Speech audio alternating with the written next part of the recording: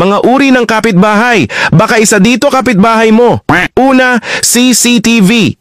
Ito yung kapitbahay mong laging nakabantay sa'yo, dilat ang mga mata, nakatutok 24 oras sa'yo. Pangalawa, inggitera. Ito naman yung kapitbahay mong inggitera. Pag may bagong gamit ka, bibili din ng bagong gamit.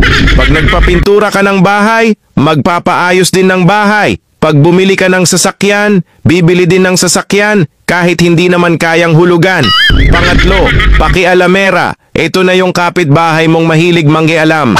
Papakialaman ang buhay mo, bahay, ang mga tanim mong mga halaman, ang mga gamit mo. At higit sa lahat, papakialaman pa, pati asawa mo. Pang-apat, chismosa. Ito na yung kapitbahay mong best in chismis.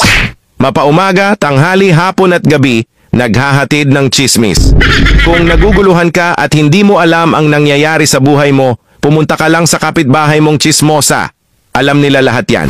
Panglima, borrower. Ito na yung nakakainis mong kapitbahay na mahilig manghiram ng gamit pero hindi marunong magbalik.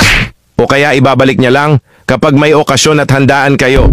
Pang-anim, the videoke family. Ito ay yung kapitbahay mong nakakarindi na dahil araw-araw nagvivideoke kahit walang naman okasyon. At higit sa lahat, ang pangit pa ng boses, sabog ang bunganga.